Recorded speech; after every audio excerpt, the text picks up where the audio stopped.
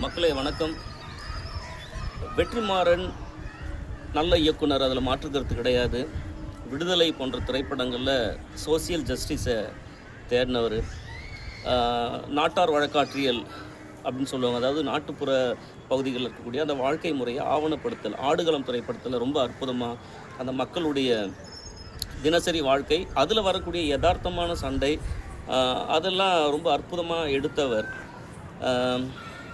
ஏன் நான் அந்த இடத்துல அப்படி நான் நிறுத்துகிறேன் அப்படின்னு சொன்னால், அவர் ரொம்ப இந்த சமுதாயத்தை நேசிக்கக்கூடிய ஒரு மனிதர். ஒருவேளை அவர் திரைப்படங்கள் மறைமுகமாக மறந்த பகையை நினைவுபடுத்துகிறதா அப்படின்லாம் நமக்கு ஒரு அச்சம் ஏற்படுது.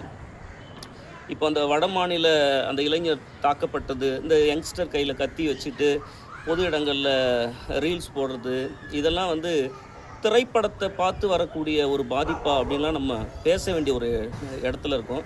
உடனே வெற்றிமாறன் ஐயாவுடைய ஆதரவாளர்கள் கொதித்து எழ வேண்டாம்.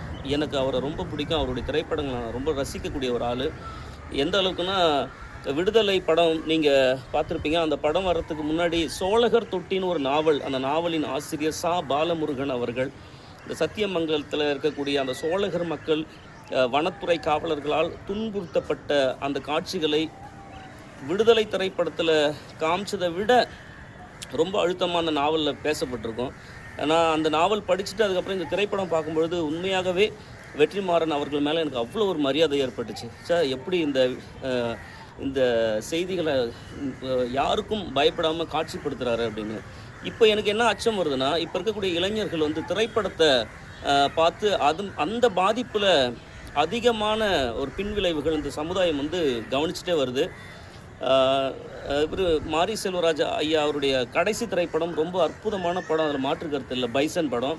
ஏன்னா வழக்கமாக ஒரே ஒரு சமுதாயத்தை மட்டுமே பேசிகிட்டு இருந்த அவர் மற்ற சமுதாயத்து பார்வையும் பார்த்து அந்த சமநிலை பார்வை எல்லாராலையும் கொண்டாடப்பட்ட ஒரு திரைப்படமாக ரொம்ப ஒரு மெச்சூரிட்டியான ஒரு இயக்குனராக அந்த ரேஞ்சுக்கு அவர் எங்கேயோ போயிட்டார். அதில் மாற்று கருத்து கிடையாது. அதனால் வெற்றிமாறன் ஐயாவை நான் குறைச்சி சொல்கிறேன் நான் கிடையாது. ஒரு குவளை பாலில் ஒரு சொட்டு விஷம் இருந்தாலும் அது பிரச்சனை தான். இந்த சமுதாயத்தில் ரவுடிசம் ஒழிக்கப்பட வேண்டும். அதை ஆதரிக்கக்கூடிய எந்த ஒரு விஷயமாக இருந்தாலும் அதை எதிர்க்க வேண்டியது இந்த சாமானியனின் கடமையாக நான் கருதுகிறேன். எதிர்வரும் காலங்களில் ரவுடிசத்தை ஆதரிக்கக்கூடிய, ரவுடிசத்தை நினைவுபடுத்தக்கூடிய திரைப்படங்களை எதிர்வரும் காலங்களில் தமிழில் எந்த இயக்குனர்களும் எடுக்க வேண்டாம் என்பது